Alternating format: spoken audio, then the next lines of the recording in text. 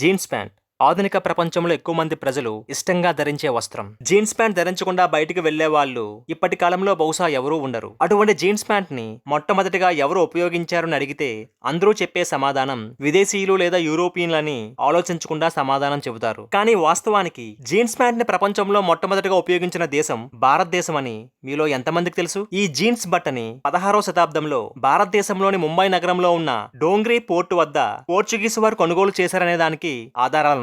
హిందీలో డోంగ్రీ అంటే మందమైన కాటన్ వస్త్రం అని అర్థం. ఈ కాటన్ వస్త్రాన్ని ఇండిగోతో అద్దకం చేసి మన భారతీయులు విదేశీయులకు అమ్మేవారు. అప్పటి నుంచి దీన్ని బ్లూ జీన్స్ లేదా డెనిమ్ బ్లూ జీన్స్ అని పిలిచేవారు. మరో ముఖ్యమైన విషయం ఏమిటంటే ఇండిగో అని పిలిచే డెనిమ్ బ్లూ నీలం రంగుని కనుగొన్నది కూడా మన భారతీయులే. ప్రాచీన గ్రీకులు ఇండిగో అనే రంగుని ఇంటికాన్ అని పిలిచేవారు. లాటిన్ భాషలో ఇది ఇండికం అయింది. ఇండికం అంటే భారతదేశ వస్తువు అనే అర్థం. బ్రిటిష్ ఈస్ట్ ఇండియా కంపెనీ 16వ శతాబ్దంలో ఇండిగో అద్దకాన్ని చాలా ఎక్కువ మోతాదులో కొనుగోలు చేసి యూరోప్ దేశాల్లో వాటిని ఎక్కువ ధరకు అమ్మి చాలా లాభాలు సంపాదించేది. ఇండిగో ఎగుమతులు ఎక్కువగా గుజరాత్ సింధు ప్రాంతాల నుంచి జరిగేవి. అలాగే 17, 18వ శతాబ్దాల్లో యూరోపియన్లు భారతదేశం నుంచి ఇండిగో అద్దకం చేయబడిన వస్త్రాలు దిగుమతి చేసుకునేవారు. 19వ శతాబ్దంలో బెంగాల్ రాష్ట్రం అతిపెద్ద ఇండిగో అద్దకం ఎగుమతి ప్రాంతంగా వెలసింది. అద్దకంతో పాటు అద్దకం చేసే నైపుణ్యత, వస్త్ర సౌందర్యం, వర్ణ సమ్మేళనం భారతీయుల సొంతం. ఆ కాలంలో భారతీయ వస్త్రాలకు ఎక్కడ లేని విలువ కట్టి ఆనాటి విదేశీయులు కొనుగోలు చేసేవారు. కాబట్టి ఎప్పటికైనా భారతీయులు కళ్ళు తెరవాలి. ప్రపంచవ్యాప్తంగా అత్యధిక మంది ఇష్టంగా ధరించే బ్లూ జీన్స్ లేదా డెనిమ్ బ్లూ జీన్స్ ని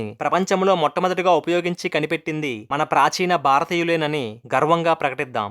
ఈ వీడియో మీకు నచ్చినైతే లైక్ చేయండి, షేర్ చేయండి, కామెంట్ చేయండి.